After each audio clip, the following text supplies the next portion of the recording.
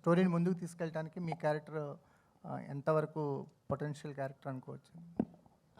నేను actually yeah double role play చేస్తున్నాను. అలా అవ్వడానికి ఒక కారణం ఉంటుంది, అంటే 2 రోల్స్ ప్లే చేయడానికి ఒక మెయిన్ రీజన్స్ ఉంటుంది. ఆ రీజన్ చాలా ఎంటర్టైనింగ్గా, చాలా ఇంట్రెస్టింగ్గా ఉంటుంది. అదే మొత్తం సినిమాలో ఎక్కువ స్పేస్ అండ్ ఇంట్రెస్టింగ్గా ఉంటుంది. వైష్ణవి గారు, నేను వెంకట్ ఇంటివి అండి. బేబీ తర్వాత మీరు నెక్స్ట్ మూవీ చేశారు, అది అంత సక్సెస్ కాలేదు. సో దీనిపైన ఎలాంటి కేర్ తీసుకున్నారు? అంటే ఒక హీరోయిన్కి నెక్స్ట్ ఒక ఫ్లాప్ పడ్డదంటే మళ్ళీ అవకాశాలు రావడం చాలా కష్టం కదా. సో దీన్ని ఎలా చూస్ చేసుకున్నారు? సార్ అంటే సినిమా సక్సెస్ కాకపోవడం అది అంటే నేను అంత ఆలోచించే మెచ్యూరిటీ అంటే ఎక్స్పీరియన్స్ లేదు సార్ ఇంకా నాకు.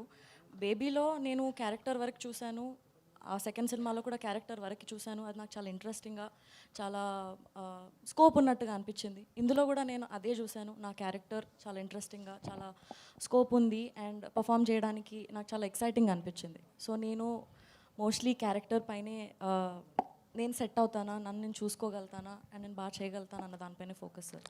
బేబీ ప్రొడక్షన్స్లోనే మళ్ళీ మీరు ఆనంద్ గారికి సినిమా అన్నారు, కానీ మళ్ళీ ఇంతవరకు ఏం అప్డేట్ లేదు, ఏంటి? అది అన్ఫార్చునేట్లీ అది ముందుకు వెళ్ళలేదు సార్. బట్ మేబీ ఫ్యూచర్లో ఇంకా ఏదైనా వస్తే I'm looking forward to do. I've always had a great experience working with them. So అంటే ఎస్కేఎన్ గారితో అంటే ఆ ప్రొడక్షన్తో అయితే మీకైతే ఇబ్బంది లేదు కదా? ఉందని ఎవరు చెప్పారండి? అంటే మొన్న దాంట్లో కొద్దిగా సోషల్ మీడియాలో అయితే ఇదే వైష్ణవి గారిని ఇలా అన్నారు అనేసి కొంత ఇదైతే అయింది. అదే చెప్తున్నాను, ఎవరిని అన్నారో మరి నాకు తెలీదు. బట్ ఏదైతే బయటికి వచ్చిందో న్యూస్, దానికి ఆన్సర్ చేయడానికి ఒక వీడియో చేసి పెట్టారు. ఐ థింక్ దాంతో ఆన్సర్ వచ్చేసింది అనుకో.